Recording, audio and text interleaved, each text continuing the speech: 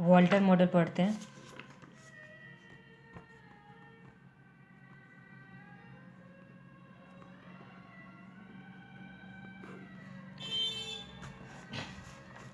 Walter model के लिए formula क्या चीज़ था? Market price is equal to dividend plus earning minus dividend into R by K E whole divide by के। यही था फॉर्मूला ना। तो यहाँ पी क्या चीज़ था? मार्केट प्राइस, डी से क्या था? डिविडेंड, ई से अर्निंग पर शेयर,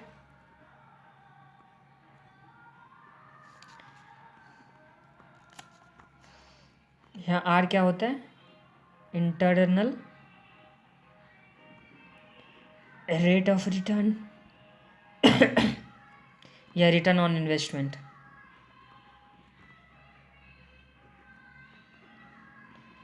क्या चीज़ था? कॉस्ट ऑफ इक्विटी, इसी को रेट ऑफ कैपिटलाइजेशन बोलते हैं या क्या चीज़ बोलते हैं? Discount rate. तो फॉर्मूला क्या चीज़ था? वॉल्टर मॉडल के लिए फॉर्मूला क्या चीज़ था?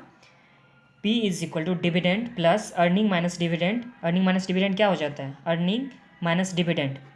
तो ये क्या चीज़ आ गया? Retain earning. क्या हो जाता है? Retain earning. जो कंपनी अर्न कर रहा है उसमें से जो डिविडेंड के रूप में पे कर दिया, जो पैसा बच गया उसके बाद वो क्या चीज़ आता है? Retain earning. तो जो रिटेन अर्निंग है उस पर इंटरनल रेट ऑफ रिटर्न, मतलब कंपनी कितना कमा करके दे सकता है, divide by K E, cost of equity divide by whole divide by फिर क्या चीज़ आ गया? के ई। ये कौन सा मॉड्यूल था? Walter module. वॉल्टर मॉड्यूल के लिए ये फॉर्मूला था। आर से क्या चीज़ होता है? इंटरनल रेट ऑफ रिटर्न, मतलब कंपनी कितना कमा करके दे रहा है वो क्या चीज़ हो गया? आर हो गया। के ई क्या चीज़ के लिए हो गया? कि कॉस्ट ऑफ इक्विटी क्या है? कॉस्ट ऑफ इक्विटी मतलब इन्वेस्टर कितना कम चाहता है कि कितना रुपया उसको मिल जाए, वो क्या चीज़ हो गया? के ई हो गया। अब कंपनी को कितना क्या चीज़ करना चाहिए? कंपनी को मतलब डिविडेंड पे करना चाहिए कि नहीं?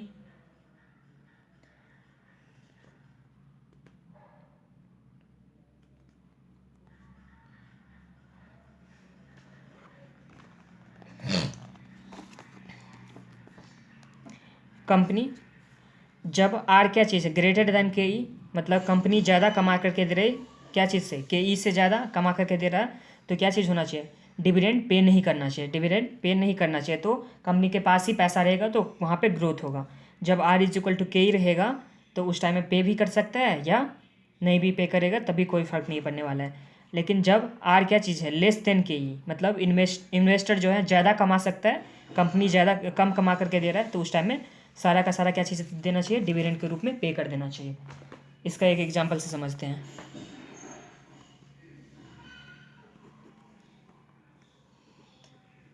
₹100 का शेयर है, पी कितना है? ₹100 का है। आर इज इक्वल टू कितना परसेंट है? 15%। आर इज इक्वल टू कितना है? 15%। के इज इक्वल टू कितना परसेंट है? 10% है। के इज इक्वल टू कितना परसेंट है? 10% है। तो ₹100 में कंपनी कितना कमा करके दे रहा है? 15 रुपीज़। 100 का 15% तो 15 रुपीज़ हो गया। वही इन्वेस्टर कितना कमा सकता है? 10 रुपीज़। तो कंपनी इस टाइम में क्या चीज़ ज़्यादा कमा करके दे रही है, तो कंपनी ज़्यादा कमा करके दे रही है तो उस टाइम में डिविडेंड पे नहीं करना चाहिए। मतलब आर क्या चीज़ है? ग्रेटर देन के ही है, तो डिविडेंड क्या चीज़ होना चाहिए? डिविडेंड पे नहीं करना चाहिए। वही अगर कंपनी क्या चीज़ कम कमा करके देगी और इन्वेस्टर ज़्यादा कमा सकता है, मतलब आर मान के रखो 10% है और के कितना है? 15%। तो उस टाइम में सारा का सारा क्या चीज़ देना चाहिए? डिविडेंड के रूप में बांट देना चाहिए। यही चीज़ यहाँ पे लिखा हुआ था। और जब दोनों इक्वल रहेगा तो डिविडेंड पे भी कर सकता है, नहीं भी पे कर सकता है। अब इसी के साथ कौन सा illustration number 2, XYZ limited which earn ₹10 पर शेयर इज कैपिटलाइज एट 10%। तो के कितना हो गया इस टर्म्स में? के 10% हो गया and has a return on investment of 12%। तो आर कितना? रिटर्न ऑन इन्वेस्टमेंट कितना है? 12%। तो आर क्या है? ग्रेटर देन के ई है, तो डिविडेंड देना चाहिए कि नहीं देना चाहिए? तो कंपनी ज़्यादा कमा करके दे रहा है एज़ कम्पेयर टू इन्वेस्टर जितना का, उसका मतलब इन्वेस्टर को जितना चाहिए उससे ज़्यादा कंपनी कमा करके दे रहा है, तो इस टाइम में डिविडेंड पे नहीं करना चाहिए। Determine the optimum dividend pay out ratio and the price of the share at the pay out ratio at the pay out. तो हम लोग यहाँ बनाना चाह रहे हैं इलस्ट्रेशन नंबर 2।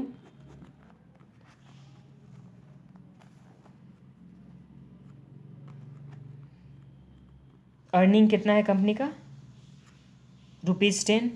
अर्निंग कितना है कंपनी का, ₹10। के ई सम्स में कितना दे रखा हुआ है, 10%। आर इज इक्वल टू कितना परसेंट है, 12%। सम्स में यही है। अब सम्स में क्या चीज़ रिक्वायर्ड है कि कंपनी का डिफरेंट डिफरेंट लेवल में कितना प्राइस होगा, पी कितना होगा, प्राइस ऑफ द शेयर कितना होगा डिफरेंट डिफरेंट सिनेरियो में। और दूसरा क्या चीज़ कि प्राइस कितना हो गया फर्स्ट वाला, and dividend pay out, optimum dividend pay out ratio क्या होगा कि डिविडेंड कितना पे करना चाहिए और कम कितना पे नहीं करना चाहिए। तो फॉर्मूला क्या चीज़ होता, सबसे पहले फॉर्मूला क्या चीज़ होता था, वॉल्टर मॉडल का फॉर्मूला क्या चीज़ था, P is equal to D plus earning minus dividend into R divide by K E whole divide bye क्या था, के ई। यही फॉर्मूला था ना। If dividend pay out ratio is 0%, मतलब डिविडेंड कुछ भी नहीं पे कर रहा है तो क्या चीज़ होगा, तो डिविडेंड के बदले क्या आ गया 0। अर्निंग कितना था 10 minus 0 into rate of return कितना था 12% डिवाइड बाय के कितना दे रखा हुआ था 10%। होल डिवाइड बाय कितना हो जाएगा 10%। तो इसका कितना निकालेंगे तो कितना हो जाएगा, ये तो 0 ही हो जाएगा, प्लस 10 इंटू 0.12 डिवाइड बाय 0.1, ये आ गया 12 डिवाइड बाय 0.1। इस टाइम में पी कितना हो गया 120 रुपया, मतलब प्राइस ऑफ द शेयर कितना आ गया इस टाइम में 120 रुपया। वही दूसरा सिनेरियो, इफ डिविडेंड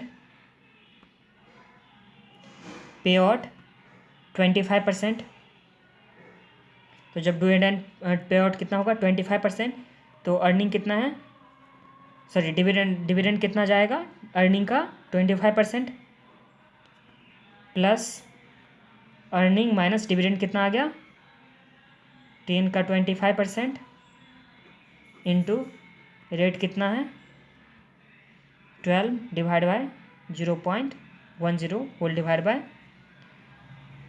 0.10, यही होगा ना। तो ये कितना आ गया 10 का 25% 2.5 डिविडेंड में चला गया, तो ये कितना आ जाएगा 7.5 into 0.12 minus divide by 0.10 whole divide by 0.10। तो इसको सॉल्व करेंगे तो कितना आ जाएगा 7.5 into 0.12 divide by 0.1 plus 2.5 divide by 0.1। तो इस टाइम में शेयर का प्राइस कितना आ गया 115।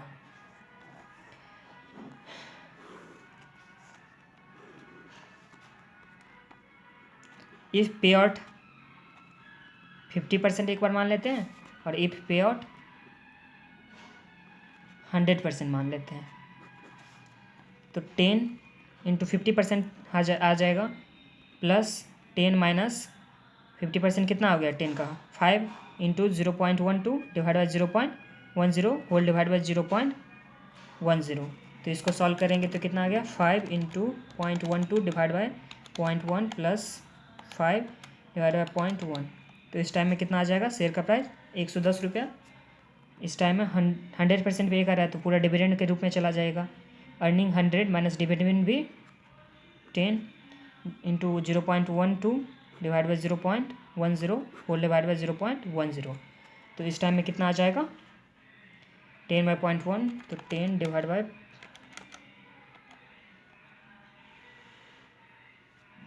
0.1।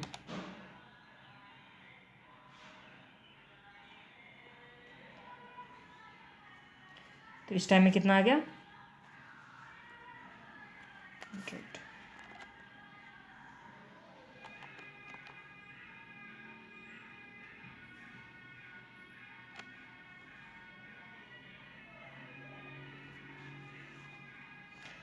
तो इस तरह से अगर देखा जाए तो सबसे ज़्यादा शेयर प्राइस कहाँ पे है, जहाँ पे डिविडेंड क्या चीज़ 0 पे किया हुआ है वहाँ 120 है, बाकी जगह पे कितना 115, 110, 100।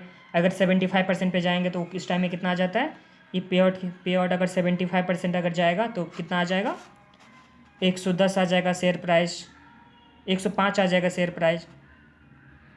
शेयर प्राइस कितना आ जाएगा, 105। तो ऑप्टिमम कौन सा लेवल है, जब डिविडेंड क्या चीज़ 0% पे हो रहा है, तो उस टाइम में क्या आ गया, ऑप्टिमम लेवल हो गया। अब इलस्ट्रेशन नंबर 3,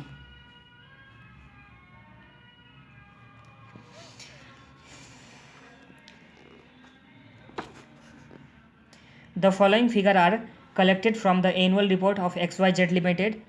नेट प्रॉफिट कितना है, 30 लाख दे रखा हुआ है, आउटस्टैंडिंग 12% प्रेफरेंस शेयर 100 लाख का है, नंबर ऑफ इक्विटी शेयर कितना है 3 लाख का, और रिटर्न ऑन इन्वेस्टमेंट कितना है 20%, रिटर्न ऑन इक्विटी कितना है, मतलब कॉस्ट ऑफ कैपिटल कितना 16% के ही आ गया। तो अभी इसमें क्या चीज़ बोल रहा है, what should be the appropriate dividend pay out ratio so as to keep the share price at 42। Share price कितना आ जाना चाहिए 42, कौन सा मतलब पे आउट रेशियो होगा कि शेयर प्राइस कितना आ जाएगा 42, यूजिंग क्या चीज़, वॉल्टर मॉड्यूल। तो ये सम्स हो गया।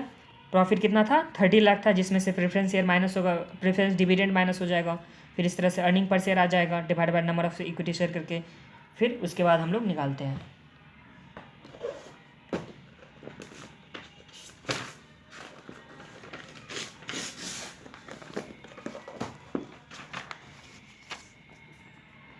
इलस्ट्रेशन नंबर 3,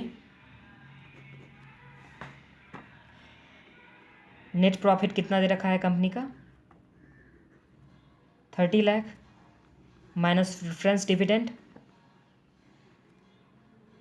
116 का प्रेफरेंस डिविडेंड है 12% से, तो कितना आ जाएगा 12, तो 18 क्या आ गया, earning divide by number of equity share 3 है, तो 6 लाख क्या चीज़ आ जाएगा, अर्निंग पर शेयर 3 लाख था 3 लाख था, तो 6 रुपीज़ क्या आ गया, अर्निंग पर शेयर आ गया, ₹6 पर शेयर आ गया अर्निंग पर शेयर। अब इस अर्निंग पर शेयर में वॉल्टर का फॉर्मूला क्या चीज़ होता है, P is equal to D plus earning minus dividend into R divide by K E, यहाँ भी डिवाइड बाय के। तो डिविडेंड, तो P हम लोग के पास कितना आ गया था 42, सम से बोला हुआ कि 42 P होगा, तो डिविडेंड कितना आएगा,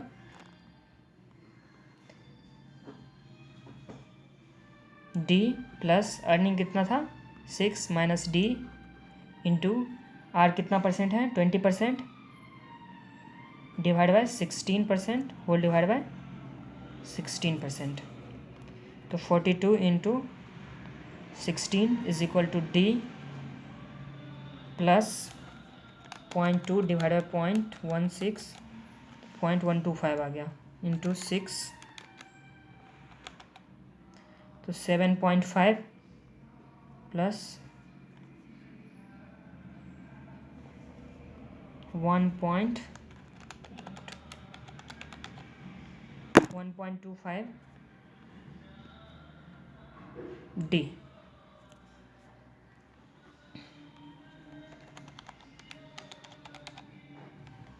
6.75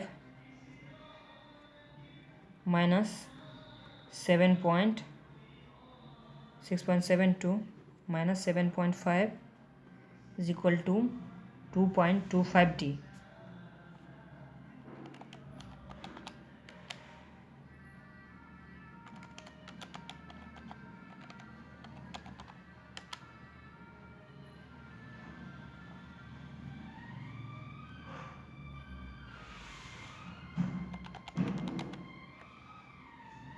कहाँ रॉन्ग हो गया,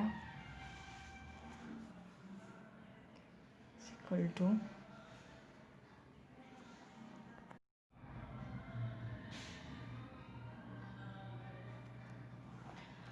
तो ये कितना था -1.25D हो जाता, तो माइनस करके कितना 0.25D आ गया, तो 6.72 माइनस 7.5 तो -0.78 डिवाइड बाय -0.25, तो D इज इक्वल टू कितना आ गया 3.12। D इज इक्वल टू कितना आ गया 3.12। तो डिविडेंड 3.12 और अर्निंग पर शेयर कितना था 6 रुपीज़, तो डिविडेंड पे आउट रेशियो कितना हो जाएगा, डिविडेंड पे आउट रेशियो क्या होता था, dividend per share divide by earning per share into 100, तो 3.12 divide by 6 into 100, 3.12 divide by 6, तो ये कितना आ गया 52% आंसर।